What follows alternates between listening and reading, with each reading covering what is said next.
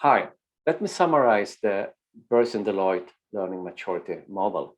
As you see, we have four different levels of capabilities, I would say, and we are adding more and more capability as we move upwards. And also we are adding to the business outcome and individual person's outcome as we move upwards. At the basic level, the first level, we are very much excelling in traditional learning, like focusing on courses. We are good at using digital content and know when to use different digital methods. We can work with transfer of learning, so it gives effect, blended learning. We have a content strategy that we develop some things centrally and some things outside of the company. And we also engage the function, the businesses, and their experts in development content. And for this, we use processes to secure that we are aligning to business and that we can evaluate the result. We are also working with, with roles and competencies, and we try to align learning and link learning to these competencies and gaps. And you can see much more things down here. I will stop here. You can make a pause, of course, and read and reflect a little bit about what you do at this level. On the second level, we are focusing more on the future. We are looking at all these content that's not in our course catalog today, because only 15% are of what the employees need is in the content catalog, course catalog today. And not much of the future skills we need. And we need 40 to 50% of our skills will change in 5 years. So we are much more into looking at the future.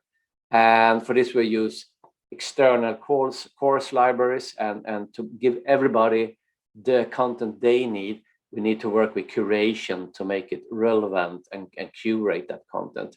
And of course, this is not only about courses. We can use resources like videos and reports and blogs and articles and other resources to create learning. And for this to happen, we really need to work with valuing time for learning and to get people to drive their own learnability. So we have to work with managers to let them guide employees on how to learn. We are working with other methods as well, like project-based learning that we use for reskilling. We are using mentors to help people to reach new jobs and reskill to new jobs. We, in our content strategy, we are using, of course, external content. And you can stop here and read and reflect a little bit about what you do in this level. Let me move on to the third level. This is where you see that formal content, learning only by courses, is a very limited part, like 5 or 10% of all learning you do.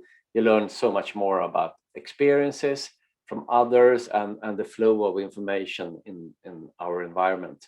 So this is where we need to focus also on people driving their learning that happens in work. So they have to get the methods, the motivation and the methods to learn from experiences, to learn from collaboration from others, from the professional networks, from communities, and also from curating the flow of information. So there are many skills here that we have to work with, and we have to work with ensuring this culture, that there is a culture where you can make experimentation, or learn from mistakes, reflection, and so on. And we have managers that act like role models to support employees to really learn from all these kind of things.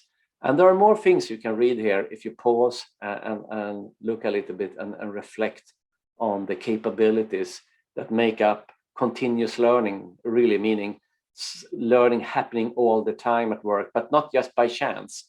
It's really intentional that you work with your challenges, your experiences, and your reflection, and learn from that, and learn on how to learn from teams and communities and so on.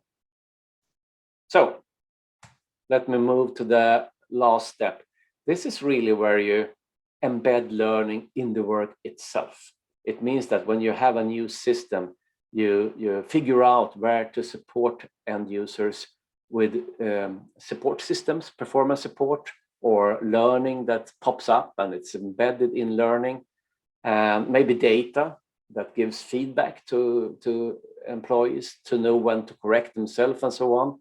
And so you also try to design the work itself with processes that has reflection in them, or teams that are cross-functional for continuous learning.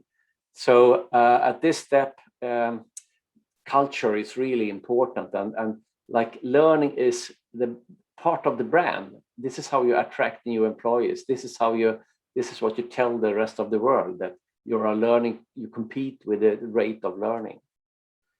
And you can stop here again and reflect a little bit about the capabilities that you're adding at this stage. And otherwise, I say bye-bye.